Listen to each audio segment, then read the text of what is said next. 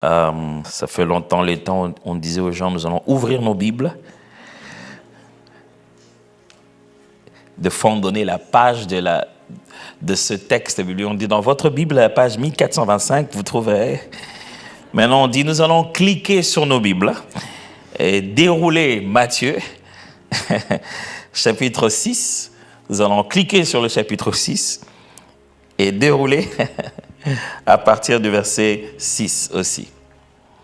Ce soir, je vais insister au cours de cette courte exhortation sur le bien fondé de articuler nos prières, de parler dans nos prières. Qu'est-ce que ça va avoir vraiment de parler nos prières? C'est une chose que nous faisons, mais j'aimerais vraiment insister sur le bien de pouvoir parler nos prières, de dire nos prières, de le dire tant pour Dieu, de le dire tant pour nous, de le dire aussi, pourquoi pas, pour les frères et sœurs, mais de faire de la parole un moyen réel de pouvoir prier. Pour quelle raison? Parce que, je vais le démontrer tout à l'heure, l'impact ou la place, le rôle même de la parole au niveau spirituel. Et pour pouvoir arriver à insister sur ça, le fait de prier, de parler à Dieu, de parler dans la prière, pour arriver sur ça, je vais commencer par enlever un mythe, une chose qui nous bloque souvent dans la prière et qui nous empêche de parler. Matthieu chapitre 6, justement, je vais commencer à partir du verset 6. Mais quand tu pries, entre dans ta chambre, ferme ta porte et prie ton Père qui est là dans le lieu secret, et ton Père qui voit dans le secret te le rendra. 7.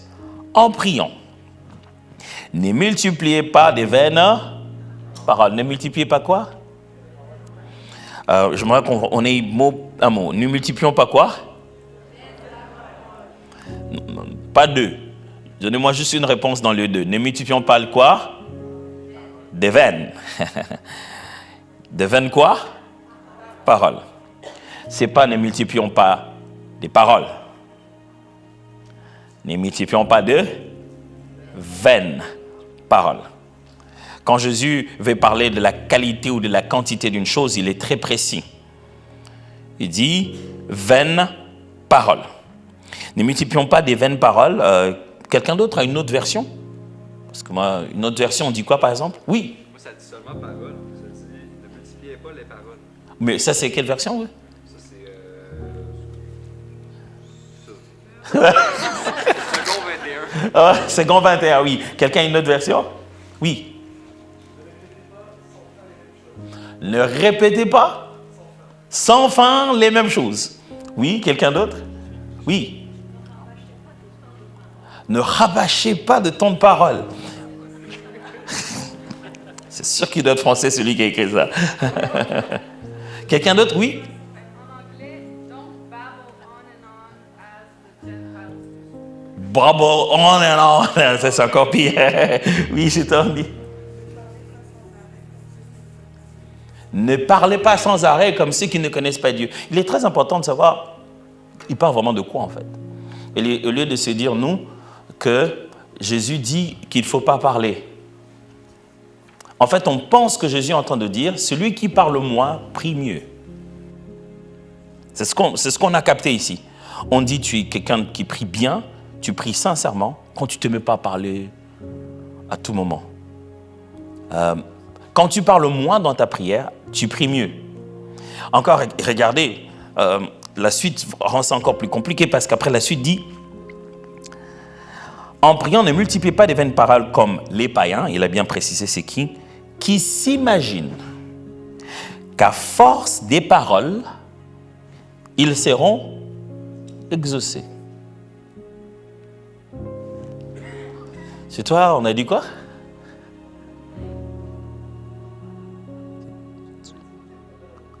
Oui, c'est ça. Verset 7 toujours, la partie B.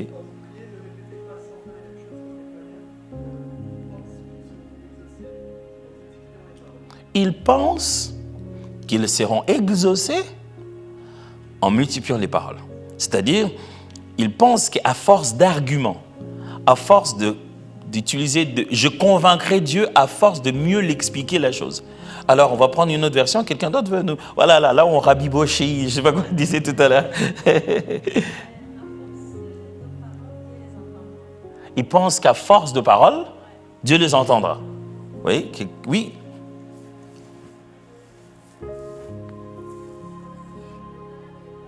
Ouh, ça c'est une version très africaine. Ne palabrez pas. Oui. Qui croient qu'à force de parole, lui seront entendus. Oui, mon ami, dans celui, le tien, on a dit quoi? Oui, oui, oui. S'imagine en effet qu'à force de parole, ils seront exaucés. En anglais, on dit quoi?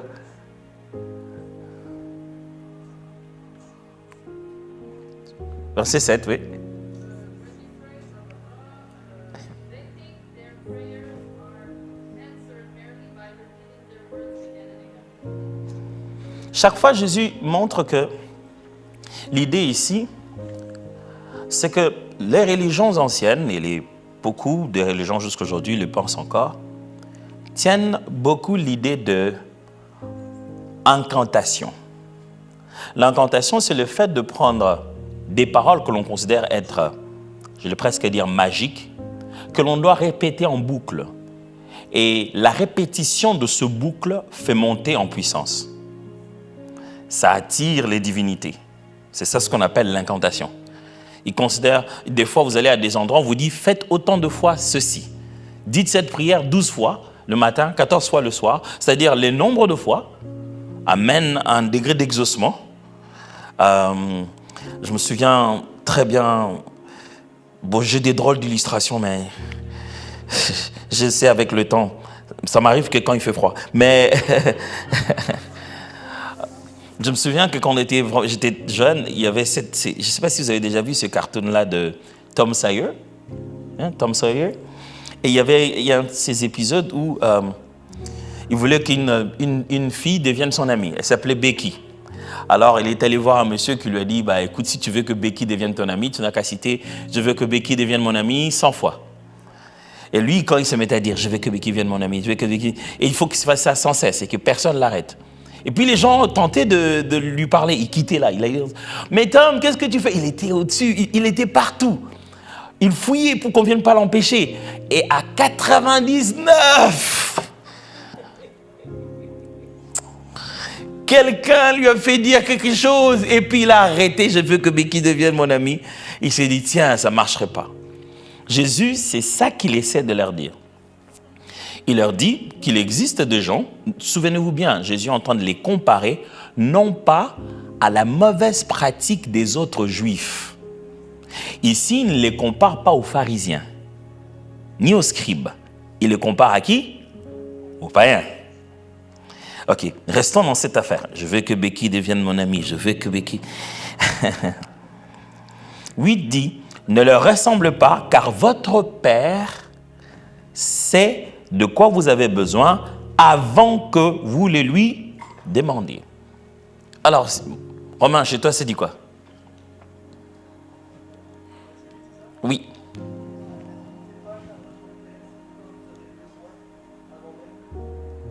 Avant même? Oui. Oui, ma sœur, chez vous, c'est dit quoi?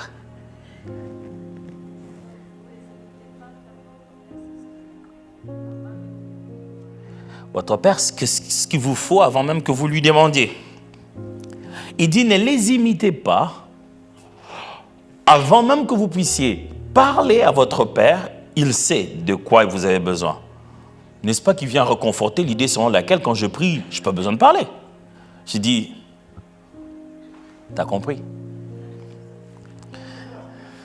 C'est ça, normalement, la prière, quoi. Il dit, Père, tu sais, non? On est bon. Je commence la journée. Normalement, notre Père, il sait de quoi on a besoin, pourquoi on doit se mettre à parler. C'est le verset qui suit qui m'intrigue un peu. Alors, je ne sais pas si c'est la même chose dans vos Bibles à vous aussi, mais que dit le verset 9? Commençons par vous. Oui, vas-y. Ah, vous donc priez ainsi. Tu nous demandes encore de parler. Notre Père, il sait déjà de quoi on a besoin, non? Mais je t'en dis quoi alors?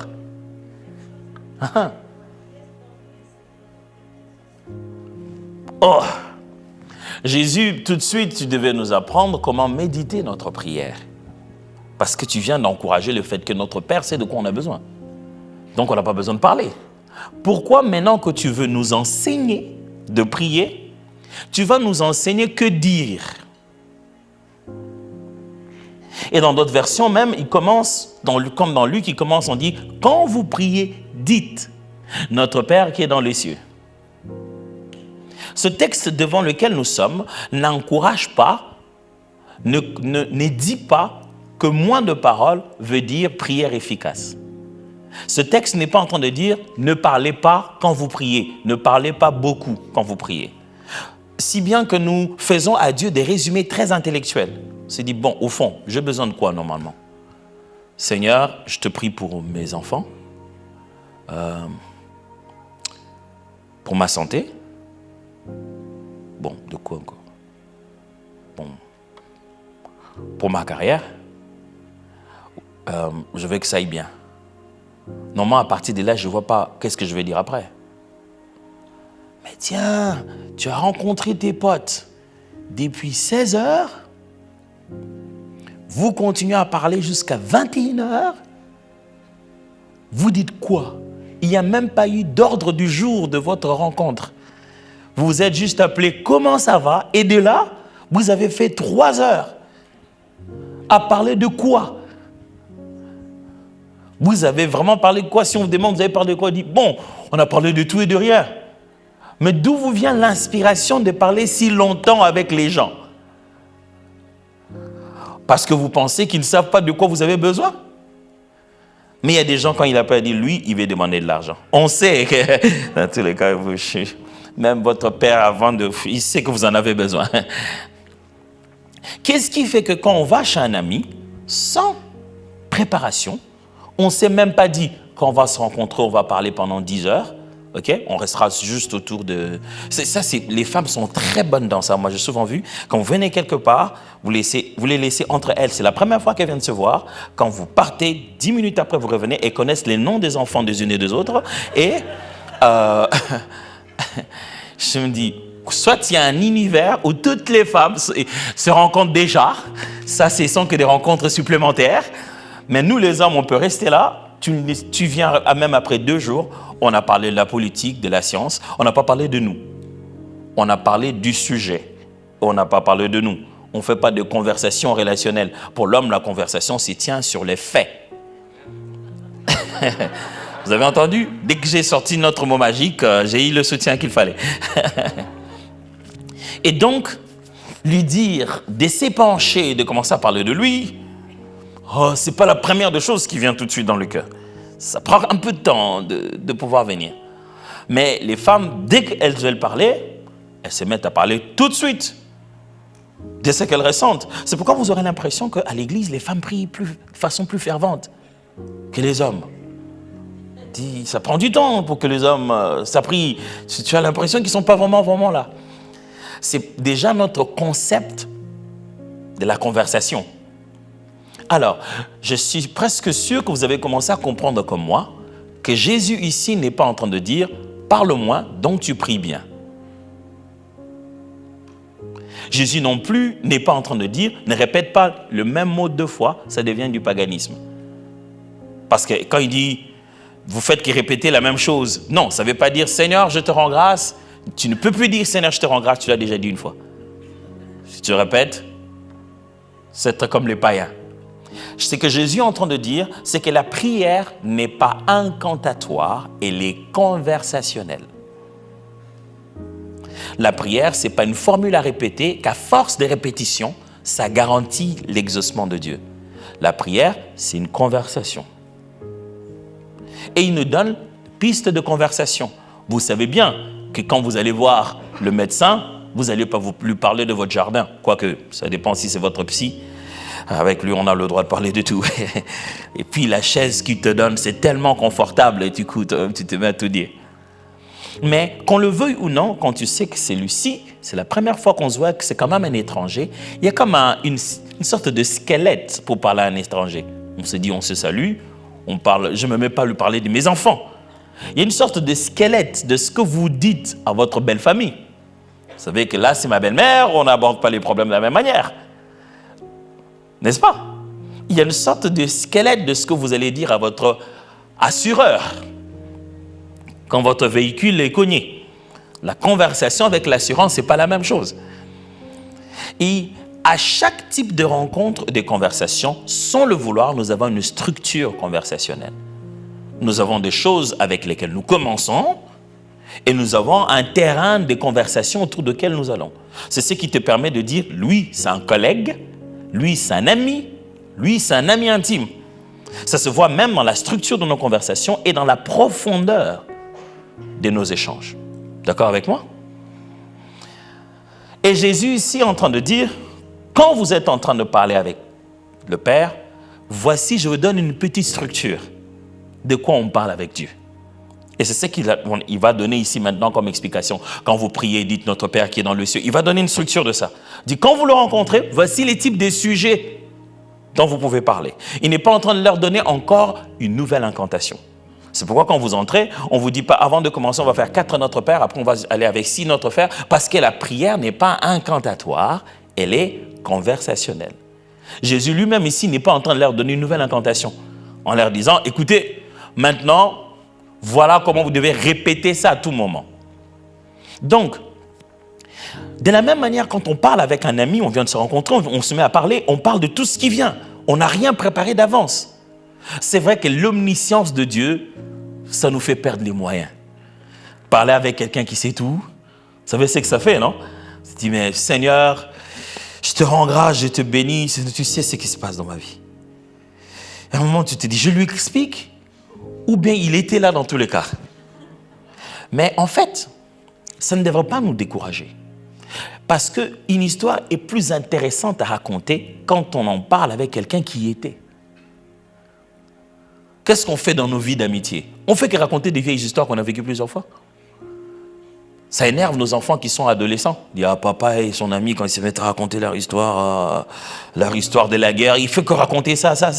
Mais on raconte la même chose, on passe du temps, on connaît même déjà les répliques, mais on s'en fatigue pas. Dès qu'on se rencontre, on dit, ah, tu te souviens de... tu sais même ce qu'il va dire. Pourquoi on ne s'en fatigue pas? Parce que c'est conversationnel. C'est une conversation. N'ayez jamais peur de parler à celui qui sait tout des choses qu'il sait. Nous sommes désemparés par son omniscience. Comprenez, je ne sais pas si vous me comprenez dans quoi je suis, parce que des fois, avec le froid, il y a une partie des cerveaux qui...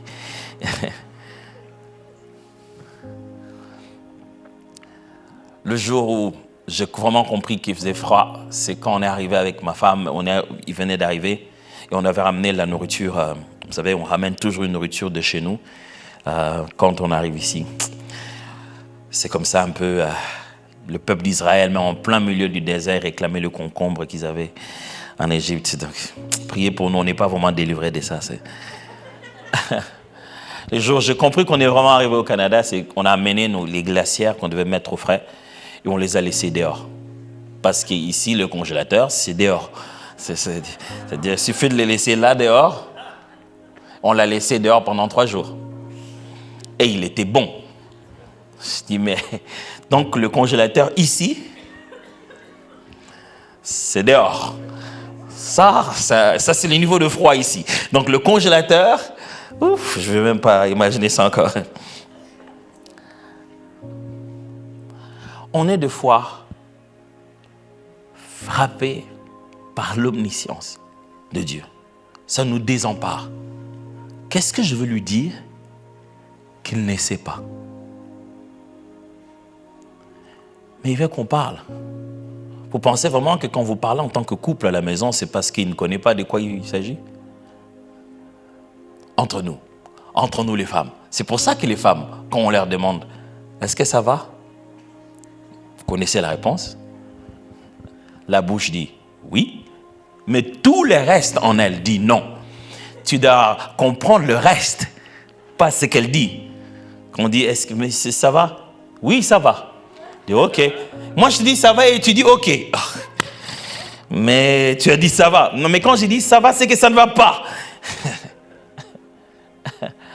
Mais pourquoi on a cette conversation si belle qu'on a? On sous-entend que l'autre, il était là. Il dit, mais même toi-même, tu sais vraiment pas ce qui ne va pas? Regarde-toi toi-même. Souviens-toi un peu. Tu penses que j'ai inventé tout ça? Pourquoi elle est fâchée? Elle se dit, tu étais là. Dis, toi-même, regarde bien cette maison. Tu penses que tout, je vais bien? Tu penses que tu sais pas pourquoi ça ne va pas? Le pauvre moi. Regarde. Mais je ne comprends pas. Et là, on te sort. Est-ce que tu sais quel jour on est? C'est là que tu te dis, ok, je crois qu'à ce niveau, je demande seulement pardon. Je ne comprendrai pas, je demande seulement pardon. Et je te dis, mais on est quel jour aujourd'hui? Regarde, je t'avais dit quoi? Ma mère va venir demain matin. Regarde là où tu laisses toutes tes histoires. Ce qui le met dans cet état, c'est que c'est un vécu partagé. C'est-à-dire, elle n'invente pas tout ça. Tu es dans cette maison, tu connais cette journée, tu partages ces informations. Le fait que l'autre sache dans quoi nous sommes ne devrait pas nous empêcher de lui parler. C'est ce qui doit rendre la conversation intéressante. On doit en parler davantage parce que nous deux, on sait de quoi on parle. Mais seulement quand tu parles avec Dieu, ne pense pas que c'est ton argument, la façon de présenter l'élément qui se dira, Dieu, tu n'as pas compris, attends, je vais t'expliquer. Parce que quand moi je suis entré à droite, derrière, non, il était là. C'est comme quand tu parles avec quelqu'un qui était là, tu n'essaies pas de l'informer. Vous vous étisez dans la conversation, vous en parlez pour mieux en parler davantage. Vous avez tous été là, dit, ah, tu sais d'ailleurs quand il est entré, oui, moi j'ai surtout aimé quand il a dansé là, ah ouais.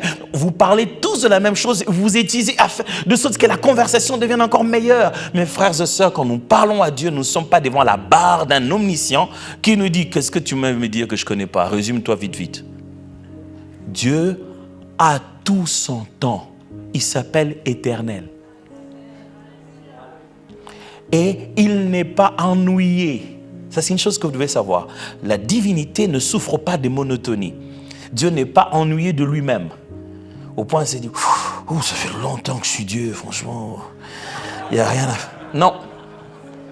Et il ne peut pas être là en train de te dire, est-ce que tu peux conclure un peu? Parce que il veut nous écouter. Et il veut nous entendre parler. Mais il écoute les pensées. Oui, mais au commencement, Dieu ne pensa pas la terre et la terre fut. Ce que Dieu pense se crée parce qu'il le dit. Ce n'est pas nous qui avons inventé la parole, souvenez-vous. C'est Dieu qui a inventé la parole. C'est la parole qui est Dieu, en fait. En fait, ce n'est pas que Dieu nous demande de parler pour qu'il comprenne juste notre pensée. Non, c'est parce que la parole est le langage de l'esprit. Dieu, qui est esprit, qui n'est pas matériel, parle. La première des choses qu'on voit d'un esprit supérieur qu'on ne connaît pas, qui au commencement, Dieu, la première des choses qu'on commence à voir de lui, c'est qu'il a les capacités de parler. Il parle. Parler fait partie de notre nature divine. Quand Dieu parle avec son image, quand Dieu est en contact avec son image, il se parle. Quand on est en conversation de même nature, on se parle. Dieu dit, parle-moi. Vide ce qui se passe dans ton esprit. Parle-moi. L'une des façons par lesquelles nous déposons justement nos problèmes devant le Seigneur, ce n'est pas à force d'y penser, c'est le fait de lui en parler. On puise dans nos entrailles, on libère ça à force de lui en parler. Alors là, parler, chacun parle d'une manière ou d'une autre, c'est vraiment parler. Vous n'avez pas besoin de déranger les voisins quand vous priez chez vous à la maison, mais parler. C'est pour cette raison que personne ne doit être là où vous êtes en train de prier parce que vous êtes en train de parler avec Dieu. C'est quand même un peu intime. Mais parlez. Pourquoi ça? Parce que ce n'est pas seulement pour Dieu. Le monde spirituel n'est pas seulement fait de ce Dieu qui nous écoute. Il est aussi fait d'un ennemi qui écoute aux portes et qui a des mauvaises façons de penser et qui a des mauvais plans. Lui aussi, on communique avec lui que par parler. Jésus-Christ est tenté dans le désert, le diable vient avec des conversations, tu fais ceci, tu fais cela. Et puis, j'aime comment Jésus se débarrasse de lui. La Bible dit, Jésus lui dit, arrière de moi Satan, car il est écrit. Il lui donne un ordre clair. Il dit, va-t'en loin de moi Satan, car il est écrit. Il donne la dernière réponse des 3 tentations. Nous ne parlons pas dans la prière que pour Dieu. Nous parlons dans la prière aussi pour le diable. Ou je devrais le dire, contre le diable. Le diable a besoin d'entendre un ordre clair que nous lui donnons. Donc, on ne fait pas du genre, Satan, tu as compris.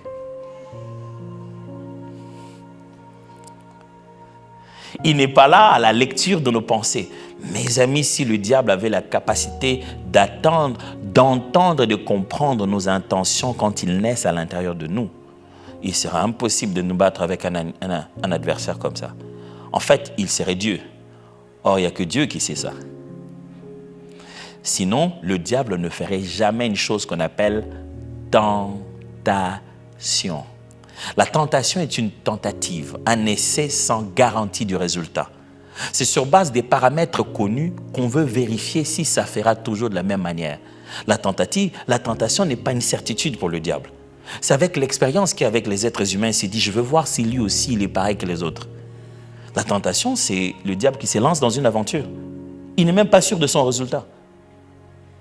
C'est pour cette raison qu'on n'est pas obligé de finir là où le diable a prévu la tentation.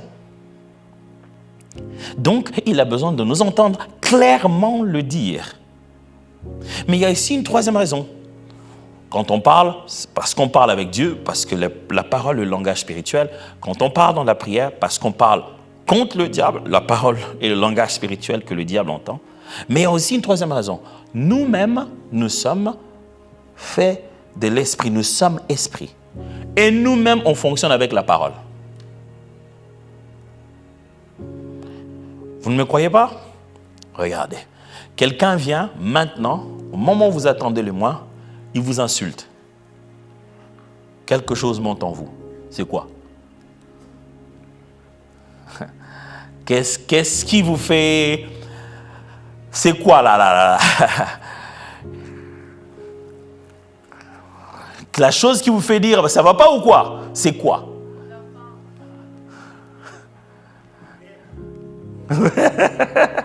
Vous sentez qu'au-dedans de vous, ça va pas du tout.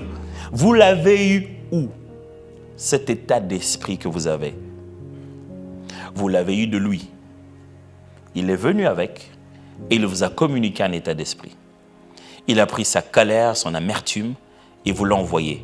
Votre être l'a interprété, l'a consommé à votre manière et veut maintenant le donner à votre mesure. Vous ne l'aviez pas il y a 5 minutes. Vous riez il y a 5 minutes. Quand il arrive, ces paroles blessantes vont sortir un côté incroyable de vous. Ces paroles blessantes rendent votre esprit, votre être agressif. Mais le proverbe dit que des paroles douces ont la capacité de reposer votre esprit. Même les esprits humains entre eux communiquent par la parole. On parle. Dès qu'on parle, ce que je parle entre dans ton esprit. C'est pour cette raison qu'on n'entend pas n'importe qui et n'importe quand. Parce que tout ce qui entre dans ta tête et dans tes oreilles crée une foi. C'est ce que Paul explique. Il dit, la foi vient de ce qu'on entend. Ce principe-là, en lui seul, est déjà universel. Et puis, dans le cas particulier du christianisme, ce qu'on entend vient de la parole du Christ. Mais toute foi vient de ce qu'on entend. Quand une parole vient en nous, c'est le pouvoir de créer quelque chose à l'intérieur de nous. On a besoin de parler pour nous-mêmes. On ne dit pas la foi vient de ce que quelqu'un d'autre te dit et que tu entends. Non, la qualité de la foi ne vient pas de la source de la parole, mais du contenu de la parole. Ce n'est pas qui a parlé, c'est de quoi on a parlé. Même quand toi-même tu parles ce qui est la parole de Christ, ta foi est bâtie. Mais il faut parler, pas raisonner. Toujours avec moi? On est passé à moins combien aujourd'hui, chérie? Moins 19. Ma femme et moi, on regarde les jours, les heures, les mois.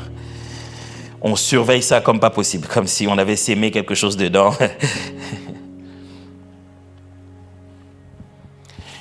En effet, mes frères et sœurs, il existe le chemin qui quitte votre intellect vers votre esprit est beaucoup plus long que celui qui quitte vos oreilles vers votre esprit. Je vais répéter ça.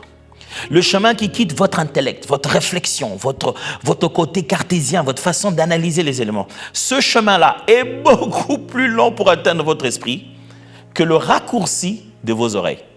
Ce qui vient de ce que vous entendez va directement dans votre homme intérieur plus vite que ce que vous essayez de synthétiser de vos connaissances pour l'intérioriser en vous. Je vais encore bien répéter ça.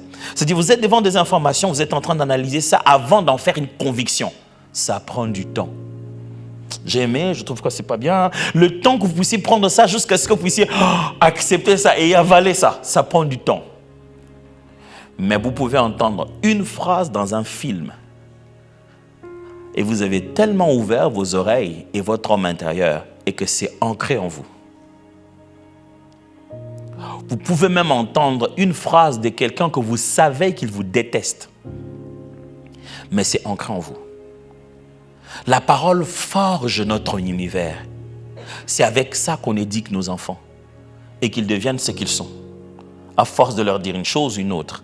La parole forge notre univers. Vous savez mieux que moi ici que les recherches ont prouvé combien parler même aux plantes déterminait la couleur et la nature de leur éclosion. Des plantes qui n'ont pas reçu d'amour, même dans leur éclosion, les plantes sur lesquelles, ça a déjà été fait plusieurs fois, on met une plante et chaque matin, on vient dire des mauvaises paroles sur cette plante. Et ce que je vous dis est scientifique. On continue à insulter cette plante et on voit que la plante n'arrive pas à éclore. Mais une plante à laquelle on donne beaucoup d'amour, on fait que dire des bonnes choses. Et puis vous voyez, boum. Faites-le avec vos enfants, c'est la même chose. Combattez à le bombarder des paroles. Vous pouvez dire des choses que vous ne vouliez pas dire à votre enfant. Pourquoi il ne comprend pas ce qu'il y a dans votre tête? Il retient la phrase que vous aviez dit. C'est parce que je voulais dire, mais vous l'aviez dit. Ce que vous avez dit, c'est ce que j'ai absorbé. Plus encore, d'autres recherches au niveau médical, il a été prouvé, et ceux qui sont dans le corps médical le prouveront ici, que dans le processus thérapeutique de la guérison, même dans les cas des personnes qui ont des maladies incurables ou qui étaient complètement sur des soins palliatifs, l'accompagnement des personnes qui les aiment et qui leur parlent bien aide beaucoup à leur établissement. Pour deux personnes dans les mêmes conditions, l'une, on ne vient jamais le voir, ou bien quand on vient que le bombarder de mauvaises paroles, il meurt vite. Mais l'autre, qu'il soit plein de soutien, des gens qui lui parlent bien, des fois il va prendre la décision, on dit s'il y a mort, je préfère aller mourir en famille. Et chaque jour, il devient plus souriant, le goût de la vie reprend. La parole est dans l'univers. Tout l'univers est rempli de la trace de son Créateur. Et tout ce qui a été fait par la parole. Alors, le moment de parler dans la prière, mes amis, c'est incroyable. Pourquoi? Parce que c'est le moment où nous nous tenons à la position dans le Père. On est en Christ et Christ dans le Père. Le moment où nous prions à partir du trône pour créer des décrets.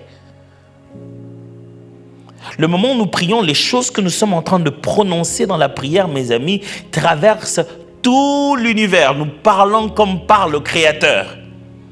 Ce que nous disons dans la prière, les eaux entendent. Ce que nous disons dans la prière, les esprits mauvais entendent. Nous pouvons nous adresser à l'un ou à l'autre. C'est pour cette raison que tu es chez toi dans ta chambre et tu pries. Je prie pour ma sœur, là où elle se trouve, que cette maladie la quitte au nom de Jésus. La maladie, elle est où? Elle t'entend là? Tu es sûr que tu as la tour de contrôle et la fréquence que tu es en train d'émettre est entendue par tout ce qui existe. Même quand la maladie est loin, tu sais que là où je me tiens ici, quand je parle ici, tout le monde m'entend. Et demain, on te dit, ah écoute, elle va mieux. De ouais, j'avais dit à cette maladie-là de te quitter. Et c'est ce que Jésus faisait. Quelqu'un vient et dit, moi, Jésus était tellement bon dans ça. Une fois, une femme vient le voir. Jésus est allé quelque part dans un territoire un peu lointain, chez les Sidoniens, les Syrophéniciens plutôt. Il arrive, la Bible dit, il est allé là-bas parce qu'il voulait un peu se cacher de tout le travail. Vous savez, il y a des moments où même tu subis ta vie des stars de Jésus, quoi. Mais Jésus même lui-même s'est dit, non, pardon, j'ai besoin de me reposer. Et la Bible dit, il est allé à cet endroit pour ne pas être reconnu. Il reste dans la maison, mais une femme arrive et vient lui dire, mon enfant souffre. Il souffre d'un esprit mauvais. Il faut qu'il soit délivré. Jésus le tourne et dit, écoute, je suis normalement venu que pour les brebis perdues d'Israël et tout et tout. Je vous ai parlé de ça une fois ici. Vous vous souvenez, la fois où nous tous on était des chiens? Oui, c'est de ça. Ceux qui n'étaient pas là, ils ne savent pas de quoi je parle du tout. Et Jésus lui dit, écoute, on ne prend pas la nourriture des enfants pour le donner aux chiens. Et c'est là que la femme dit, écoute, les chiens, ils prennent même les miettes qui tombent. Et vous savez ce que Jésus lui a dit? Il dit, va, à cause de cette parole, va, ton enfant est délivré. Ah non, attendez, moi je pensais que la délivrance, c'est séance tenante. Vous devez être là, et je dois parler maintenant, tout de suite à cet endroit. Jésus lui dit, on a réglé l'affaire, c'est bon, à partir d'ici, je peux le chasser le démon de là-bas. Il n'a même pas dit, démon, sors. Il a dit, c'est bon, ton enfant est délivré. Mes amis, nous sous-estimons la parole. Nous sous-estimons énormément la parole. Alors quand on dit, prions, utilisez la parole, c'est important. Comment? Parlez comme vous parlez à un ami. Vous n'avez pas besoin de procédures. Vous n'avez pas besoin que ça soit d'une manière correcte. Il sait tout dans tous les cas. Au début de ma foi, j'ai commencé à prier. Des fois, je voulais prier pour quelque chose que j'oubliais. Donc, je vais prier comme ça. Je dis, Seigneur, je priais pour quelqu'un. Genre, je priais pour Gordon. Et puis, j'ai dit, Seigneur, je vais prier pour le frère. Pour le frère. J'ai passé du temps, je dis, mais j'ai oublié son nom, comment je vais prier pour lui? Et je ne savais pas que Dieu voyait que je vois Gordon. Et il savait que si je dis, Seigneur, je prie pour ce frère que je vois, il sait de qui je parle. C'est ça la beauté de parler avec l'omniscient.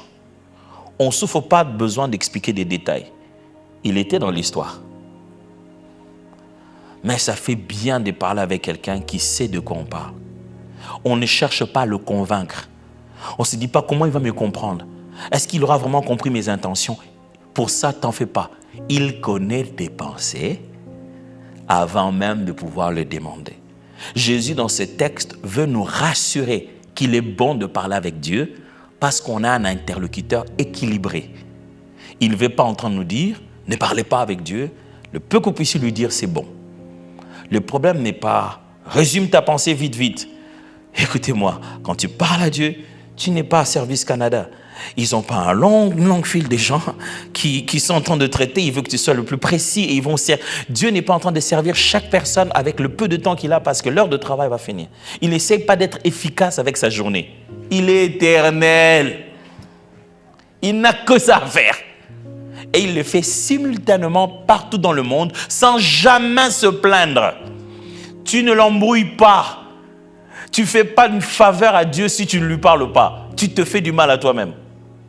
Bon, écoute, Dieu, écoute, moi je ne te parle pas souvent, donc le jour où je te parle, il faut quand même que tu écoutes. Oh non, mais il a toujours écouté tout le temps. Il écoute même des choses que toi tu n'appelles pas prière. Il écoute des soupirs de ton cœur. Il écoute tes inquiétudes. Il écoute des moments où tu te dis, franchement Seigneur, ça devient difficile, hein, mais si on continue comme ça. Tu n'as même pas cité son nom. Mais ce soupir-là à l'intérieur de toi est une demande. Et il dit, j'ai entendu. Et quand tu as l'occasion de lui parler, que ne pas lui dire? Je vais finir ici pour compris. Il semblerait que les ancêtres de l'art oratoire qui ont créé la prise de parole en public, l'une des raisons qui a rendu ça vraiment importante, c'est lorsque quelques personnes devaient rentrer en Europe dans certaines terres grecques. qui ont été pendant un moment vidés, des villes ont été vidées pour servir de camps militaires. Lorsqu'après les guerres, le peuple devait revenir à cet endroit, on ne savait plus la maison de qui était quoi. Plus personne n'avait de véritable propriété. Alors le père de famille devait passer devant de petits conseils qui se sont faits, de petits jurys. Et le père de famille avait le droit, avait la responsabilité de défendre sa famille, de parler pour les siens, pour qu'on puisse leur donner un lopin de terre. Ça dépendait si votre papa s'exprime très bien, on peut vous donner un peu plus, ou un peu moins. Il devait les convaincre que vous deviez avoir ça. Et du coup, il y a eu des spécialistes de l'art oratoire, les gens qui ont commencé, les philosophes de l'époque, à apprendre comment il faut faire, il faut parler l'argument, ainsi de suite. C'est sur base de ce qu'on aura dit au jury qu'ils vont se dire non, non, non, cette famille en a besoin. Pas sur base du besoin que vous avez, mais c'est ce que vous aurez dit. Mes amis, la parole est puissante. La parole est si puissante que quelqu'un qui est là, qui a commis le fait, son avocat arrive, il dit des choses, on le libère. Il dit, mais c'est ça qu'il a volé. Mais l'avocat a parlé, et puis on dit non, il n'a pas volé. Mais nous tous, on sait qu'il a volé, mais l'avocat nous a dit quelque chose qui a fait qu'il n'a pas volé. Vous imaginez le pouvoir de la parole? Mes amis, quand on en a, il faut faire attention avec. Et quand on en a la prière, utilisons-la. Ne vous inquiétez pas de ce que vous allez dire à Dieu.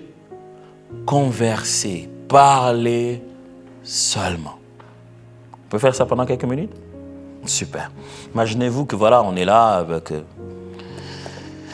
Par exemple, quand on dit... nous allons louer le Seigneur, nous allons glorifier le Seigneur. Qu'est-ce qui est votre difficulté quand on nous dit ça? Quand on dit, voilà, nous allons glorifier Dieu ce soir, nous allons louer Dieu. Vous vous dites que nous allons faire quoi? Vous pouvez répondre comme ça dans la volée, hein, vous en faites pas.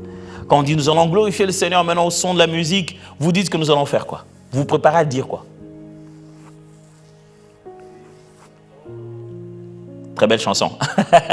Mais vous dites quoi à Dieu? Merci. Sois loué. Super. Je m'occupe aussi de me dire le sujet de votre conversation. Pas les mots. Vous allez parler de quoi maintenant, à ce moment-là, avec lui? Son caractère, son amour, oui, sa fidélité, sa grandeur. Vous lui parlez de ce qu'il est en tant que tel, sa présence. Et comment vous savez ces caractères-là? Quand vous avez dit l'amour de Dieu, c'est écrit, fantastique, mais et vous? Dans votre vie aussi? Comment vous savez que Dieu est amour? Vous avez expérimenté? Vous avez un exemple? Oui, son fils, oui. Il a donné son fils. Mais pour vous, depuis ce matin?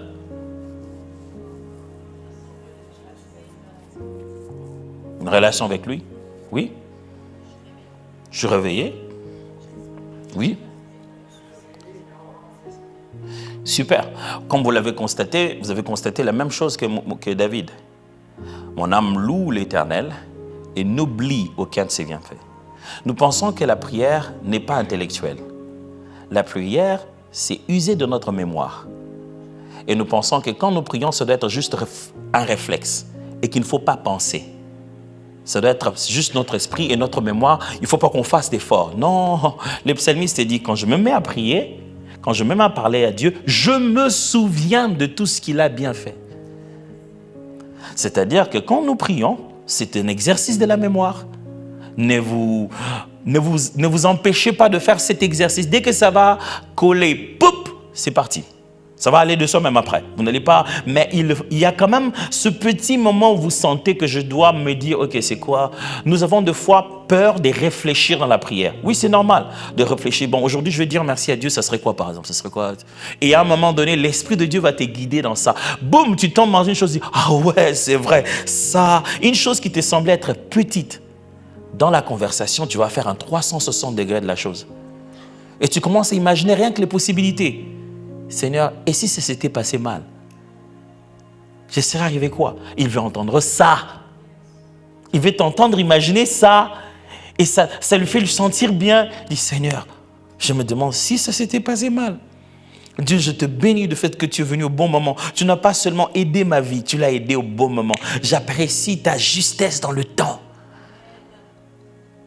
C'est toujours parler de son caractère. J'aurais pu faire ça en disant, Dieu, je te bénis pour ton caractère. OK? Super. Je ne vais pas donner aux gens des micros pour prier. Je tiens à ce que vous veniez le mercredi prochain. On va dire, non, est-ce que ce sera encore lui? Ah non, je ne viens pas. Lui, il donne le micro aux gens pour prier. Tu vois. Mais ce n'est même pas ça le but. On n'a plus beaucoup de minutes. J'aimerais donc vous donner quelques secondes à baisser la tête. Et je vais donner un sujet et on va prier. J'aimerais juste que vous baissiez la tête et que vraiment vous suivez bien le son de ma voix et l'instruction que je vais donner. Je vois que vous imaginez depuis ce matin, depuis que vous êtes réveillé. Pensez à où vous êtes, où vous habitez, quel âge vous avez, ce que vous avez eu durant toute la journée, qu'est-ce qui est à votre disposition. Ne pensez pas à ce que vous manquez, pensez surtout à ce que vous avez déjà. Je vois que vous regardez dans tous les aspects, votre santé, vos relations, le genre de personnes que vous avez rencontrées aujourd'hui, que vous avez comme amis, comme collègues. J'aimerais aussi que vous puissiez regarder tout ce qui est sous votre responsabilité. Maison, véhicule, enfants, nièces, cousines, parents, amis, mari, femmes. Mais j'aimerais aussi que vous voyiez comment, malgré que c'est un si grand nombre, vous réussissez quand même à frayer votre chemin au milieu de tout ce qu'il y a à faire.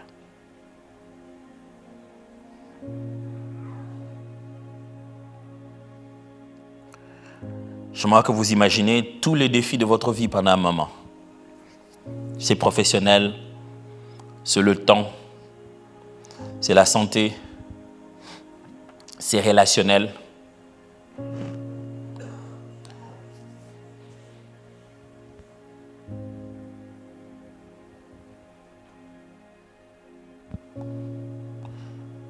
Si vous avez quand même un peu pensé à ça, j'aimerais que nous puissions dire merci à Dieu maintenant. En allant dans chacune de ces choses, passer du temps. Si vous lui dites merci pour là où vous êtes, qu'est-ce que vous appréciez? Si vous lui dites merci pour les amis que vous avez, merci pour les charges que vous arrivez à tenir jusqu'au bout. Seigneur, il y a des gens qui ont de meilleurs salaires que le mien, mais à la fin de chaque mois, ils sont en panique. Je te rends grâce de ce que je ne prends pas en réalité soin de moi. C'est toi qui prends soin de moi. Alors j'aimerais qu'on commence à parler ensemble à Dieu. Parler de sorte que vous puissiez, au moins vous puissiez entendre ce que vous dites. Parlons au Seigneur ensemble.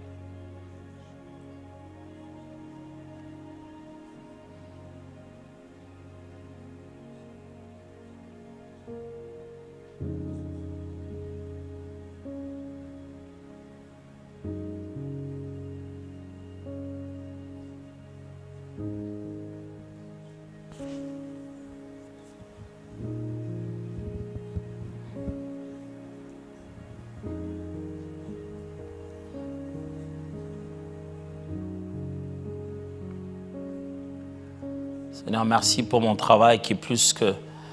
Ce n'est pas une sorte de corvée seulement. Je me fatigue le soir avec bonheur. Je viens me coucher fatigué, mais heureux. Merci pour ce travail qui n'est pas juste un endroit où je viens souffrir, mais c'est un endroit où j'apprends. Merci pour ces personnes que je rencontre chaque matin. Ça fait de la joie d'aller au travail. Il y a des visages qui donnent la paix. Il y a des visages qui te défient, qui te challengent à travailler. Chaque choc que j'ai avec mes collègues, ça me rend meilleur. Chaque fois que je m'arrête à parler avec eux, ça me rend meilleur. Je te dis merci de ce que tu leur as fait vivre à eux, ces épisodes-là de leur vie, pour contribuer à ma vie de cette manière. Ils ont passé certains épisodes de leur vie parce que tu savais qu'un jour, ils rencontraient quelqu'un comme moi et qui devrait ajouter de la valeur dans ma vie. Je te rends grâce de ce que tu as bâti mon bonheur à travers la vie des autres et je ne fais qu'en jouir chaque jour. Je te rends grâce, Seigneur, de ce que le matin, quand je me réveille, je me rends compte que Dieu a pris soin de moi la nuit. Dieu, combien de choses n'arrive-t-il pas la nuit? Combien de choses? Seigneur, je te bénis, je vois les fois où la tempête, il y a un peu un coup de vent, les câbles bougent, tout, à n'importe quel moment, un incident peut arriver. Qu'est-ce qui fait que ça n'arrive pas sur mon toit? Qu'est-ce qui fait que ça n'arrive pas chez moi?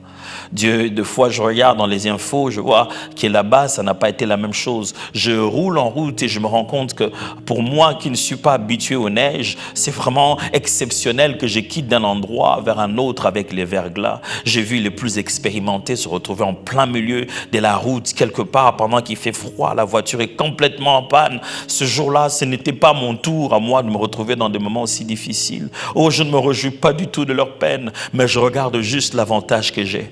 Seigneur, tu m'as rendu si avantageux. Oh Dieu, qu'est-ce que j'ai fait? J'aimerais chercher des raisons de tes bontés vers moi. Je n'en trouverai pas dans tous les cas. Parce que tu m'aimes, c'est tout. Je ne l'ai pas, je ne le mérite pas, tu m'aimes. Et des fois, j'oublie que tu m'aimes. J'oublie en réalité que tu as des sentiments bien tournés en ma faveur. Et j'oublie des fois que tu m'aimes. Seigneur, si l'amour devait s'exprimer avec tes moyens divins, je suis sûr que ça serait incroyable. Je te bénis de ce que tu utilises les moyens humains pour m'exprimer ton amour divin. Tu te rassures que je mange, je suis en bonne santé. Tu te rassures que je me réveille bien. Tu te rassures de mon bien-être même dans mes songes. Ne permettons pas au diable de venir m'embrouiller quand je dors. Tu te rassures que quand je me réveille le matin, je suis d'un bon point parce que ma nuit s'est bien passée. Seigneur, je ne connais pas beaucoup de rois. Je ne connais même pas un seul des patrons qui préfère aller ne pas dormir. C'est rassurer que son sujet dort. Celui qui ne sommeille ni ne dort. Ça ne devait pas être nous qui t'adorons, nous qui te servons, qui ne devions pas sommeiller, ne pas dormir, mais toi qui reçois nos louanges, toi notre Seigneur, toi notre Maître, tu te donnes de ne pas dormir, de ne pas sommeiller pour veiller sur nous. Je ne connais pas des rois qui veillent sur leur sujet. Les patrons de ce monde, ils engagent une entreprise de sécurité, mais si l'Éternel les veille sur une maison, c'est qui veille en vain. Si l'Éternel ne bâtit une maison, c'est qu'ils la bâtissent les fonds en main. Je suis privilégié de savoir que Dieu lui-même prend le temps de prendre soin de ma vie et de s'occuper de mien. Je te bénis du fait qu'en t'ayant donné ma vie, Seigneur, j'ai mis en sécurité tout ce qui m'appartient aussi.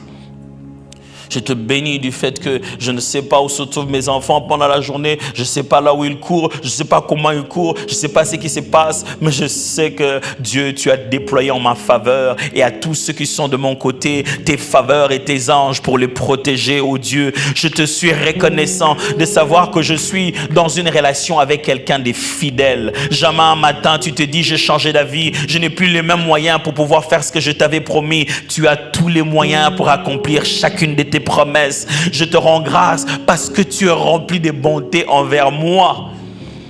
Chaque jour, ma vie, je la regarde, je ne la mérite pas. Chaque jour, ma femme, je la regarde, je ne la mérite pas. Chaque jour, mes enfants, je les regarde, je ne les mérite pas. Chaque jour, mon travail, je le regarde, je ne les mérite pas. L'homme que je vois dans mon miroir, je me dis, je ne mérite pas d'avoir cette apparence. Dans mon cœur, je me bats encore à devenir une meilleure personne. Dans mon cœur, je me bats encore à devenir une meilleure personne. Mais tu me traites comme si j'étais parfait. Tu me regardes comme si j'étais saint. Quand je te regarde, je ne vois pas mes imperfections. Je sens l'encouragement de devenir une meilleure personne. Quand j'ouvre la Bible, je n'entends pas des condamnations. J'entends des encouragements qui me disent, tu pourras y arriver. Tu vas devenir un jour comme Jésus. Merci de m'animer du même esprit qui t'anime.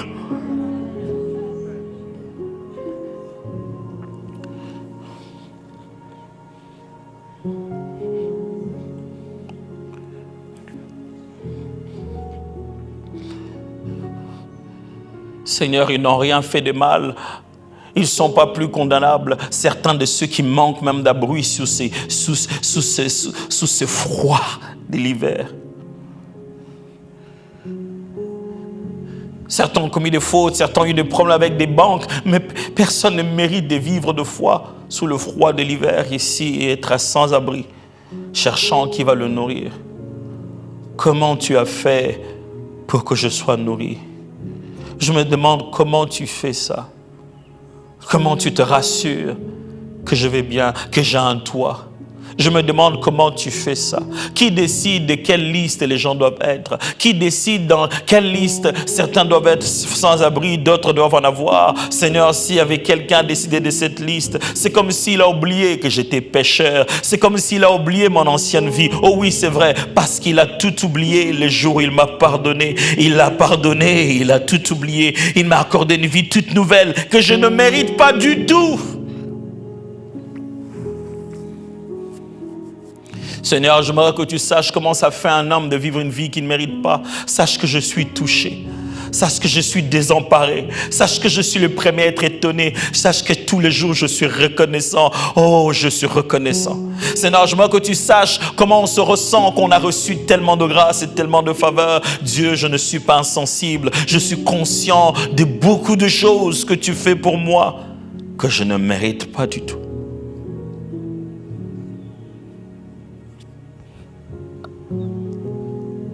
J'aimerais te dire que je t'aime aussi. J'aimerais te dire que je t'aime. J'aimerais te dire que tes projets pour moi m'étonnent. Je ne sais pas comment réagir si ce n'est pas réagir par amour. Et je sais que même mon amour vis-à-vis de toi n'est pas parfait parce que je fais que t'étonner jusqu'aujourd'hui. Mais tu as suffisamment d'amour pour deux. Tu nous aimes au point que je peux puiser dans ton amour comment t'aimer. Dieu merci. Dieu, merci beaucoup. Oh Dieu, je le dis parce que j'en suis conscient. Ce n'est pas pour remplir un acte religieux, ce n'est pas pour couvrir le temps. Merci beaucoup. Merci vraiment. Merci du fond du cœur. Et je voulais que tu l'entendes, je voulais que tu le saches, et je voulais que mes propres oreilles l'entendent et se souviennent. Mon âme, souviens-toi que Dieu est bon en ta faveur. Mon âme, souviens-toi que Dieu t'a fait des faveurs et il continue à t'en faire de façon imméritée. Mon âme, souviens-toi que Dieu est si bon envers toi que tu n'as pas le droit d'être méchant envers les autres. Mon âme, souviens-toi que si tu n'as rien mérité, tu ne dois rien tenter de faire mériter aux autres. Père, merci pour la gratuité de ton amour. Je n'ai jamais peur qu'une facture tombe à mon mail. Je consomme la vie sans rien avoir à payer. Pendant que nous payons pour des choses qui n'ont même pas la valeur qu'il faut. Mais pour ce qui vaut le plus, on ne paye rien. Rien du tout. Rien du tout. Rien du tout. Quand à la fin de la semaine ou à la fin de chaque mois, je m'attends à une facture de chaque coin. De toi, je m'attends qu'à beaucoup de bonté, beaucoup d'amour, beaucoup de grâce. Seigneur, merci de porter avec moi mes fardeaux parce que seul, je n'allais pas réussir. Merci d'être toujours là, de sorte à le faire ressentir léger. C'est lourd, mais les gens, quand ils me voient, ils ont l'impression que c'est léger. C'est parce que tu es là. Oh oui, sans toi, je ne peux rien. Sans toi, je ne saurais pas. Un jour de plus, sans avoir cet appui que toi, tu es pour ma vie, je vais craquer. Seigneur, sans toi, je vais perdre mes moyens. Sans toi, je vais exploser. Merci d'être mon soutien, ma colonne.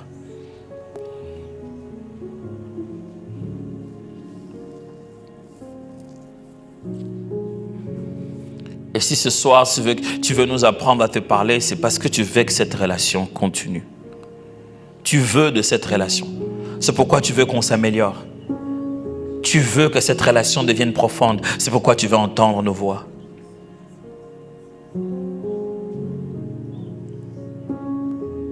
Seigneur, merci pour cette assemblée. Merci pour plénitude. On ne savait pas qu'il nous fallait plénitude. Tu as tout fait pour que plénitude existe. Et regarde combien de bénédictions elle est pour plusieurs. Merci pour ces hommes et ces femmes qui travaillent ici matin, midi, soir. Merci pour le pasteur Jérémie et le pasteur Annabelle. Je les vois entre les émissions et les prédications, les enseignements. Combien ils sont préoccupés à voir nos vies devenir meilleures. Merci Seigneur.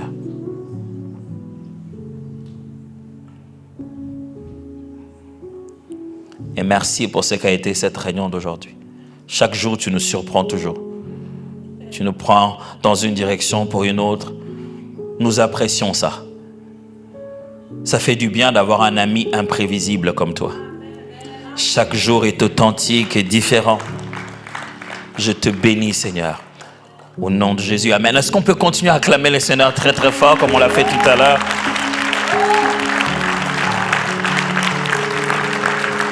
Amen. Amen. Gloire à Dieu.